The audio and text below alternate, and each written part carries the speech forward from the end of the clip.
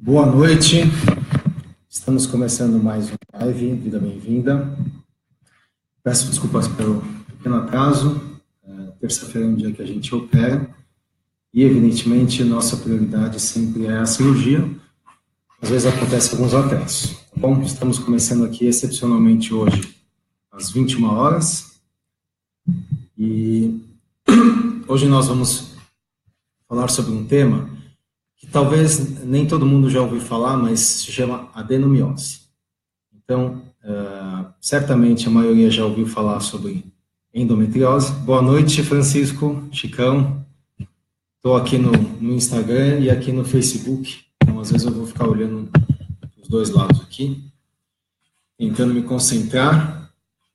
Vamos que vamos. Então, a ideia é falar sobre adenomiose, o que é, quais são os sintomas, qual é a prevalência na nossa população e o que fazer, especialmente os que estão buscando algum tratamento para engravidar e também naquelas que já têm prole constituída e não pensam em engravidar, tá bom?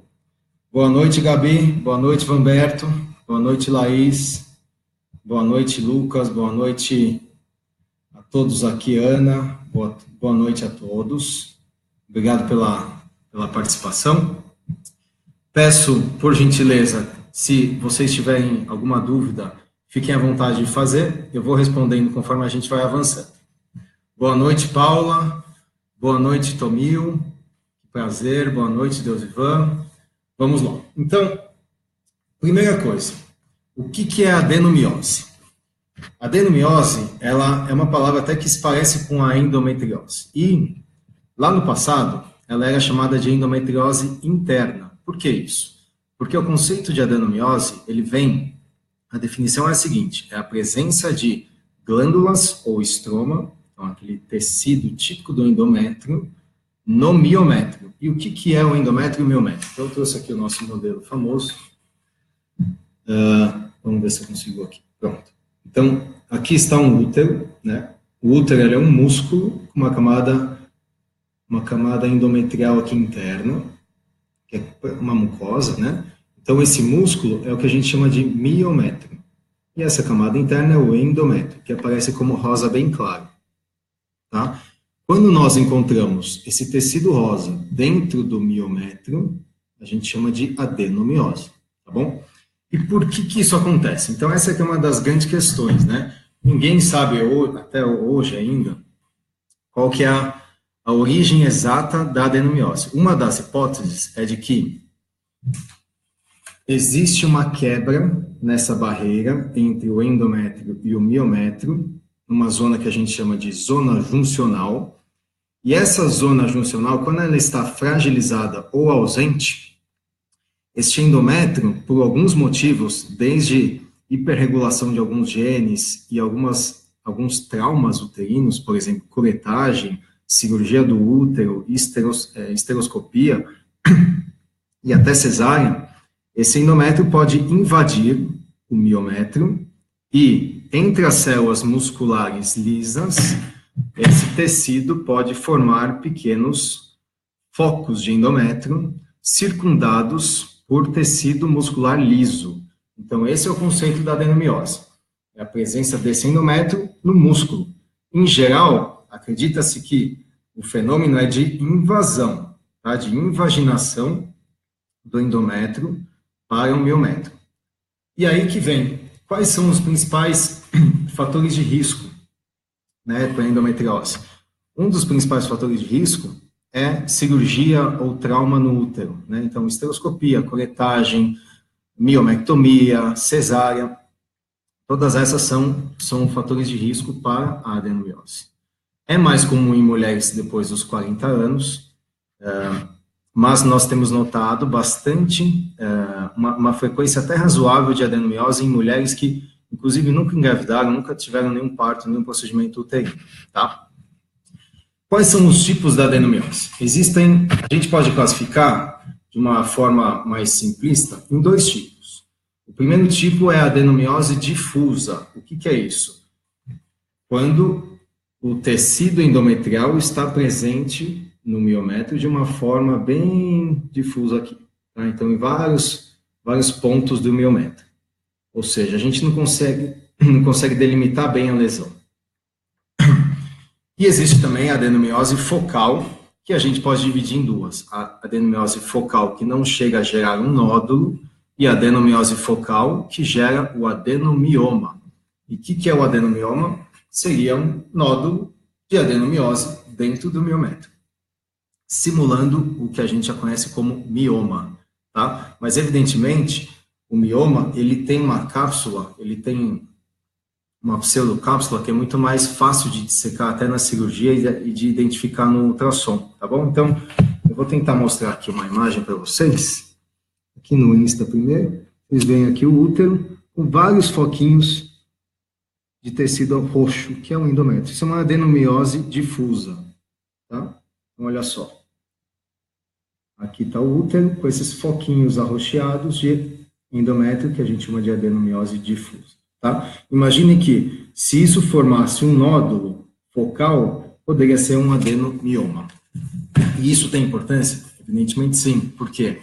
Dependendo do grau, do tamanho e da posição, e também da sintomatologia da paciente, a parte clínica, a gente indica fazer uma cirurgia com a retirada desse adenomioma, ou uma cirurgia citorredutora, para tirar boa parte daquelas lesões. Evidentemente, às vezes não consegue tirar todas. Vamos seguindo aqui. Então, a incidência da adenomiose, a frequência dela na população é bastante discutido, porque se você levantar as autópsias, né, de mulheres que morreram por várias outras causas, boa parte dessas mulheres, se você analisar acima dos 48 anos, vai ter adenomiose. Então, até se questiona se a adenomiose realmente é uma doença que deve preocupar a mulher após os 45, 50 anos, né? Para a mulher que está pensando em engravidar, nós vamos falar, evidentemente, é algo que a gente tem que pensar em tratar, tá bom? Quais são as principais implicações da adenomiose para a mulher que quer engravidar? Então, o tema básico hoje é falar sobre a adenomiose e a fertilidade. Como que ela afeta? Primeiro, a adenomiose, ela causa um sangramento uterino anormal, aumentado.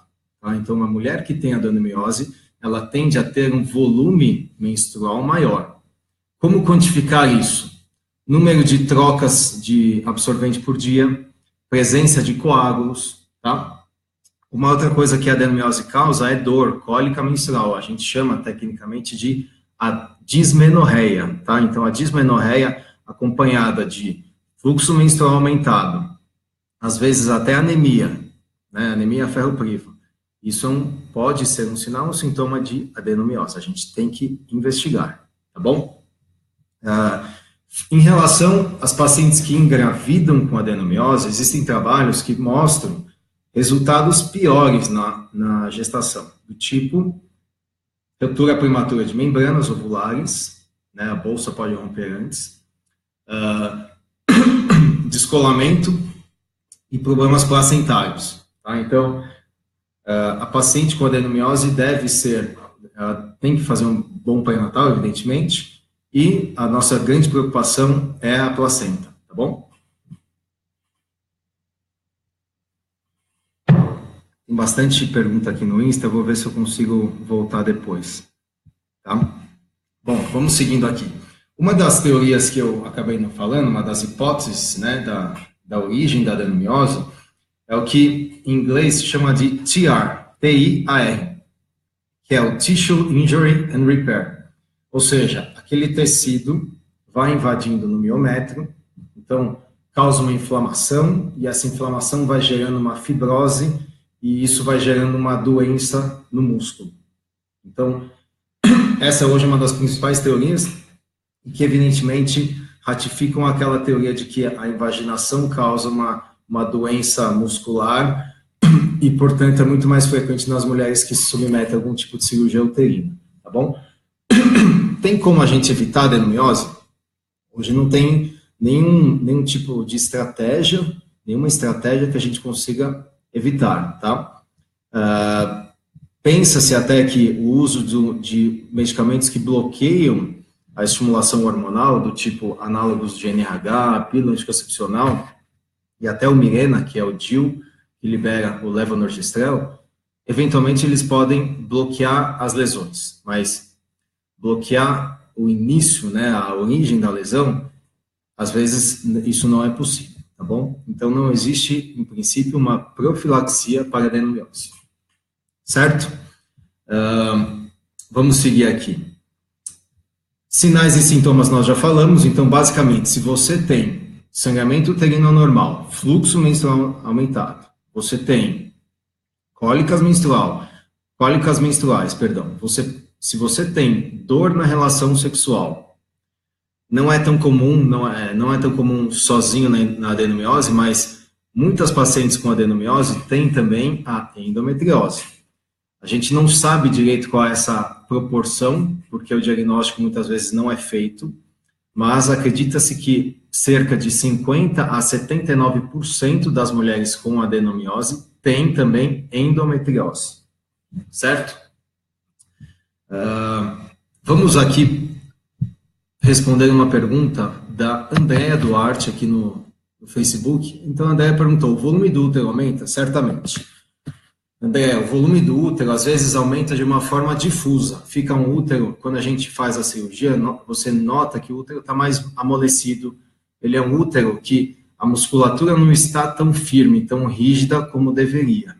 Tá? Então, o útero infiltrado por glândulas, por endométrio, torna ele mais mole, mais amolecido. E isso causa distúrbios na hora da menstruação, distúrbios de contratilidade e cólica menstrual, tá bom? A Deusivan Queiroz pergunta aqui, ó, na minha última ultrassom, meu útero media 120 centímetros cúbicos e a conclusão do exame foi endometrioma. O médico suspendeu minha menstruação por 6 meses, há 3 anos.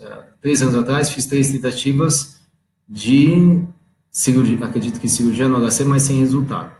Provavelmente, Deusivan, eu acho que você tinha adenomioma. A endometrioma, em geral, se refere ao ovário, presença de endometriose no ovário, são cistos de endometriose no ovário. Vamos descer aqui. A Gabi perguntou, aqui no Insta. Tem relação entre adenomiose e mioma? Sim, Gabi. Muitas mulheres assintomáticas, né, têm mioma. Então, estima-se que mais da metade da população feminina tenha mioma e não sabe, e não vai causar problema nenhum. E a adenomiose também acontece, né? Então, mas a fisiopatologia das duas doenças são distintas, tá? Inclusive, a fisiopatologia da adenomiose é diferente da endometriose, por isso que hoje não se chama mais de endometriose interna, porque as causas são outras, a origem é outra, os fatores de riscos em geral são diferentes, tá? E o tratamento muitas vezes muda, tá? Caso a caso, tá bom? Bom, vamos seguir aqui. Como fazer o diagnóstico? Então, você está aí se perguntando, olha, eu tenho um sangramento uterino aumentado, tenho cólicas, fiz um ultrassom, vi um útero um pouco aumentado, de 150 centímetros cúbicos, eu nunca tive gestação, nunca tive parto. Será que eu tenho adenomiose? O que fazer daqui para frente? Então, primeiro converse com o seu ginecologista, né? Pense nisso. O ginecologista, em geral, busca dados e sinais da história clínica para pensar se aquela paciente tem adenomiose, porque isso pode interferir até no tratamento dali para frente, né? Mesmo se ela não quiser engravidar naquele momento.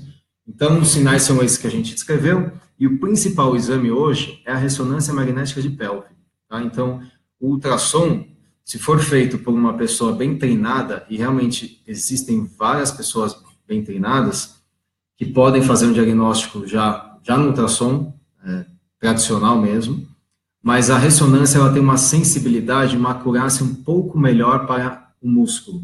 Portanto, para ver a adenomiose, ele tende a ser melhor, a ressonância tende a ser melhor. Tá? Uma dica, se você vai fazer ressonância magnética pensando com a suspeita de adenomiose, a minha dica é, não faça, de preferência, no período menstrual, tá? Prefira fazer fora do período menstrual. E por que isso? Porque na menstruação, o que acontece? O músculo, o miométrio, ele contrai e ele pode gerar ondas de contratilidade que na ressonância magnética, apesar de são várias fotos, ela pode pegar e entender aquilo como um aumento da zona juncional. Tá? Essa zona juncional, lembrando, é a transição entre o endométrio e o miométrio.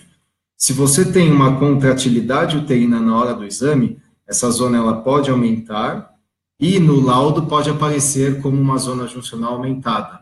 E quem for ler esse exame pode inferir que você tem adenomiose e, na verdade, é um falso positivo. Tá? Então, o exame sugere algo que, na verdade, não é. Tá? Então, o ideal seria fazer a ressonância magnética fora do período menstrual. Essa é a única dica em relação ao exame e, de preferência, num laboratório, numa clínica que seja recomendada pelo seu médico, que ele tenha confiança. Tá bom?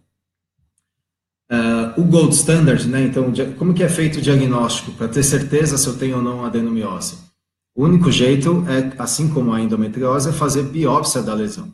Mas, evidentemente, nem sempre é preciso fazer isso. Você não precisa se submeter a uma cirurgia, a uma biópsia do miométrio, só para falar se tem ou não endometriose, adenomiose, tá?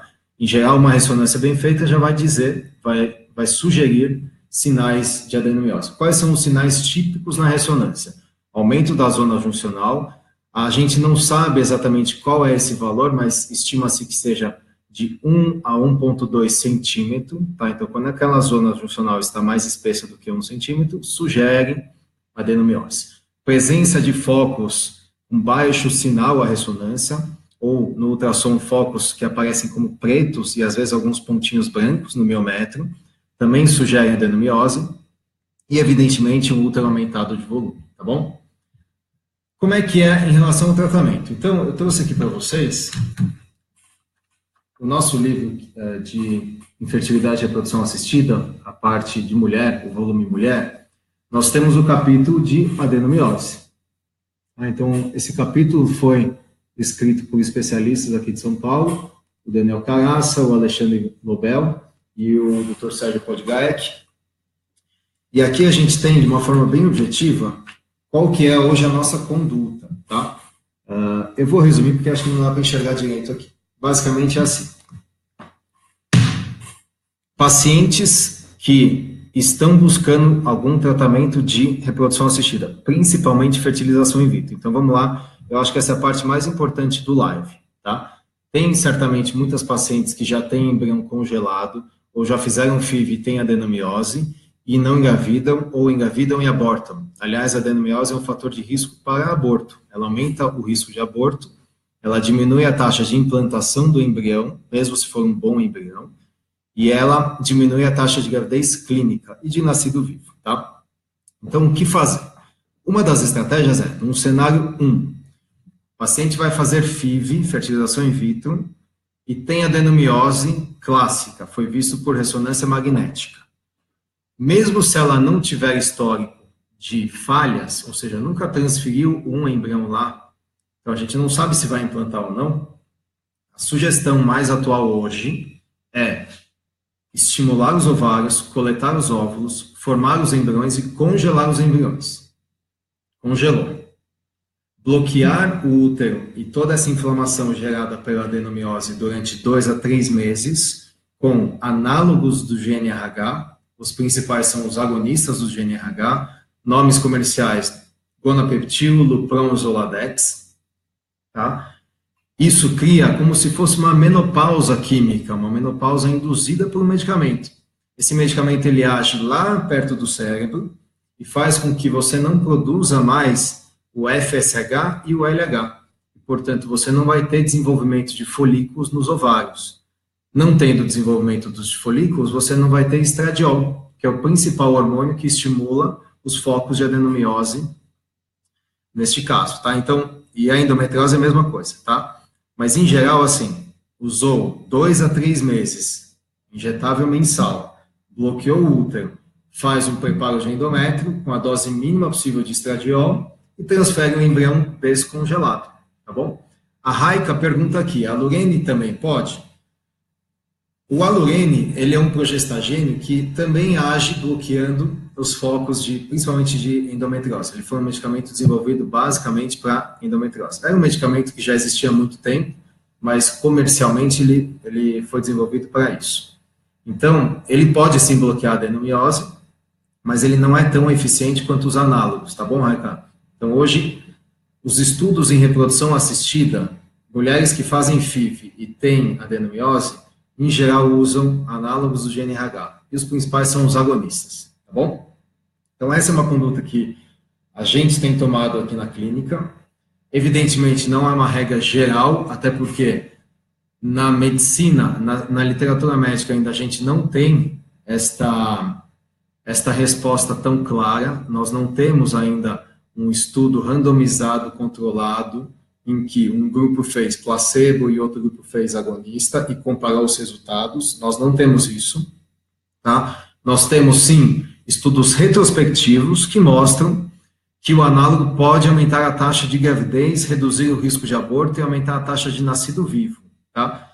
A única coisa é que esse desenho de tratamento de fazer a estimulação, congelar, usar 2 a 3 meses de análogo e transferir depois, acaba sendo um pouco mais longo. Então, deve ser combinado antes com o casal. E se o casal topar, eu acho que sim, é uma boa opção, tá bom? Para aquelas mulheres que já fizeram FIV, têm adenomiose, transferiu o embrião e não engravidou ou abortou, e uma das causas pode ser o útero, né? Evidentemente, se é uma mulher que tem uma idade reprodutiva avançada, a principal causa ainda é o embrião, tá? Então, a gente tem que buscar, aí sim, fazer alguma coisa diferente. E uma coisa diferente que pode ajudar hoje, na nossa medicina, é o uso de agonista do GNRH, tá bom? E para aquelas mulheres que estão tentando engravidar, de uma forma até natural, ou com tratamentos como inseminação intrauterina ou coito programado, e tem adenomiose. Essa situação, ela não é tão comum, a gente vê aqui no consultório. E aí sim, eu acho que é legal, primeiro, avaliar qual é o tipo de adenomiose. Se for uma adenomiose difusa, é muito difícil de tratar cirurgicamente, tá? Não, é muito difícil você fazer uma cirurgia para ressecar aqueles focos difusamente aqui, ó, que estão difusamente espalhados aqui, tá? Então, a gente tem que pensar apenas na opção cirúrgica, naquelas pacientes que têm adenomiose focal, tá? Se for uma adenomiose focal que forma um adenomioma, a cirurgia por laparoscopia ou cirurgia robótica ou até por cirurgia aberta laparotômica, com a ressecção da maior parte daquele nódulo, certamente melhora a inflamação e melhora os resultados em todos os tratamentos de fertilidade, tá? Então, a cirurgia, mesmo a cirurgia que não foi completa, aquela cirurgia que você resseca só uma parte da adenomiose, mesmo focal, ela tende a melhorar os resultados, tá? Um detalhe importante é que, lembre-se que essa região da sutura, né, da cicatriz do útero, ela pode ficar frágil por uns meses. Então, a gente espera pelo menos uns 6 meses para aquele útero cicatrizar bem e não ter risco de rotura uterina durante a gravidez, tá bom? Inclusive, as roturas uterinas geralmente acontecem antes do trabalho de parto, tá? Pacientes que têm adenomioma e vão fazer FIV, o que fazer? Aí sim, eu acho que a cirurgia é bem indicada, tá? Fazer uma cirurgia, tirar aquele nódulo com cuidado, suturar, esperar o útero cicatrizar e depois você transferir o embrião. Tá? É discutível se vale a pena, mesmo depois da cirurgia, você bloquear a paciente com o Lupron, com o Zoladex, com o Gonapeptil. Tá? Se você fez uma cirurgia que você acredita ser completa, eu não vejo muito sentido de fazer o bloqueio depois. Tá? Temos uma colega aqui, a doutora Beatriz, que pergunta no Instagram: oi, Renato, fazemos o mesmo aqui no Rio, mas tenho dúvida de fazer isso para todas ou só se tiver falhas anteriormente. Exatamente, Beatriz, essa é uma dúvida mundial, né? É uma dúvida que eu gostaria muito de sanar essa dúvida com um RCT, né? Com um estudo bem desenhado, bem controlado, com um número bom de pacientes. A gente chegou até a fazer um cálculo amostral para fazer um estudo desse, e seria um trial com pelo menos 150 pacientes em cada braço. Então é muito difícil, né? E por isso que eu acho que não tem até hoje nenhum estudo bem desenhado e bem executado nesse sentido, porque é difícil você controlar todas as variáveis e ter pacientes que só têm adenomiose, e que vai operar, ou que vai fazer Lupron, ou que não vai fazer nada. E o ideal seria você fazer um estudo que você controle, inclusive, a qualidade do embrião, né? Fazer uma análise genética pré-implantacional, tem um embrião normal, um grupo faz o Lupron, faz o Zoladex, faz o Gonapeptil, outro grupo não faz nada, e vê os resultados, né? A percepção que a gente tem é que tende a melhorar, né? Mas realmente é uma boa dúvida, tá, Beatriz? A Cleusa, aqui no Insta, ela pergunta, bloqueio com Lupron pode ser usado em conjunto com a indução ovariana? Sem dúvida, Cleusa. Então, uma das estratégias de preparo do endométrio é justamente você bloquear a hipófise antes com o análogo de NRH e preparar com o estradiol. Isso evita cancelamento de ciclo por conta de ovulação, tá bom? Vamos voltar aqui para o Facebook. Então, a Flávia Rodrigues pergunta, usar Zoladex ajuda na adenomiose? Ajuda, viu, Flávia? Então, já respondendo, eu acho que essa nossa discussão acabou respondendo. A Andrea agradeceu, está em processo de tratamento. Vamos lá. A Sophie Marie pergunta aqui no Facebook, é possível visualizar adenomiose no exame de esteroscopia diagnóstica? Excelente pergunta, Sophie. Sim, existem alguns sinais na esteroscopia que a gente pode detectar, especialmente alguns pontos hemorrágicos no fundo do útero, alguns pontos arroxeados ali na cavidade endometrial que sugerem adenomiose, tá bom? Vascularização aumentada também pode sugerir adenomiose. Mas, evidentemente, a gente está olhando, a esteroscopia é um exame que olha por dentro do útero, né? Então, você veria só a pontinha, vamos dizer assim, do iceberg, né? E a lesão mesmo estaria aqui na parede, tá? Por isso que o melhor ainda é a ressonância. A Daniela Bratti pergunta no Facebook, qual o tratamento sugerido para adenomiose? Então, até aproveitar, Daniela, uma das situações que a gente não falou é a paciente que tem adenomiose e não quer mais engravidar, ou nunca pensou em engravidar, não quer engravidar e ela quer resolver esse problema. Ela quer resolver a anemia que ela está tendo por conta da adenomiose, ela quer resolver a dor, ela quer resolver, eventualmente, até a dor na relação sexual. Então, o tratamento de escolha e definitivo é a histerectomia, tá? A retirada do útero. Evidentemente, é um tratamento mais radical e a gente só pensa nas pacientes que não querem mais engravidar. Tá bom, Daniela? Então, se você tem 50 anos, não pensa em engravidar, já tem filhos e tem adenomiose, sofre com isso, tem sinais e sintomas, a histerectomia, de preferência por via laparoscópica ou qualquer via minimamente invasiva, robótica, por exemplo, pode ser uma boa opção, tá? A Patrícia Cavalcante fala aqui, sei que não é assunto, acho que a gente vai voltar nesse assunto depois, tá? A Maria Aparecida aqui no Instagram, ela perguntou, só um pouquinho, Maria, tive uma ectópica, e a gestação ectópica, né, em geral na trompa, e após descobri a adenomiose, já faz 1 ano, até agora não tenho mais ovulação e nem sinal de gravidez, o que fazer? Precisa avaliar a sua reserva de óvulos, precisa avaliar como é que está a sua parte hormonal, tá, Maria? Então, eu não sei a sua idade, mas, evidentemente, uma das preocupações é se você ainda tem reserva de óvulos suficiente para manter um ciclo menstrual regular, tá? Essa é uma das primeiras hipóteses aí. Que mais? Então, acho que esgotamos. A Raika perguntou aqui do laboratório em São Paulo, é bom sim, tá, Raika? Para a ressonância magnética, eles são muito bons, a gente confia bastante. A Ivone Rodrigues perguntou se dores durante a relação sexual é normal. Em geral, não, tá, Ivone? Pode ser dor na penetração, por ressecamento, né, por até inflamação, corrimento, mas pode ser dor na profundidade por endometriose, principalmente a nossa primeira hipótese, né? Tem, evidentemente, outras causas, tá? Vamos ver aqui. A Flávia perguntou, ela fez uma outra pergunta boa. A adenomiose deixa o endométrio fino? Depois do Zoladex, já tive 2 ciclos cancelados devido à espessura do endométrio. Tem dicas para endossar o endométrio? Então, Flávia, precisa ver se você já operou, né, o útero, se você já fez alguma curetagem, se você já fez alguma esteroscopia mais extensa, se você já fez cirurgia, inclusive, de retirada da adenomiose, tá? O Zoladex, por si só, ele deixa o endométrio fino, mas no momento que você estimula com o estradiol, ele deve voltar a crescer, tá bom?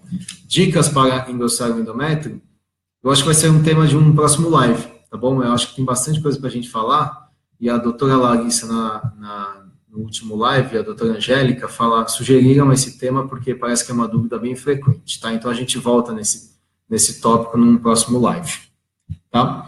A Vani pergunta, qual exame é feito para diagnosticar? O melhor é a ressonância magnética, tá bom, Vani? Então eu queria aqui só fechar, vamos organizar as ideias. Primeiro, a adenomiose tem relação com infertilidade, ela aumenta o risco de falhas de implantação, aumenta o risco de aborto, aumenta complicações durante o pré-natal, tá? Complicações placentárias, e ela pode prejudicar a taxa de gravidez nos tratamentos, inclusive de fertilização in vitro, tá? O que fazer? De uma forma bem objetiva, se você vai fazer FIV e tem adenomiose, ou já fez FIV, tem adenomiose e falhou, a sugestão atual é uma sugestão, a gente não tem ainda trials para comprovar isso, é de fazer um bloqueio com análogos do GNRH. Durante 2 a 3 meses parece ser o suficiente. Mais que isso, acaba tendo muito sintoma climatérico e acaba não tendo tanto benefício você bloquear mais do que 3 meses, tá? E aí transferir o embrião com a menor dose possível de estradiol para não voltarem aquelas lesões que você quis bloquear durante o uso dos análogos, tá bom? Como fazer o diagnóstico? O ideal é fazer uma ressonância magnética de pelve num bom lugar, indicado pelo seu ginecologista.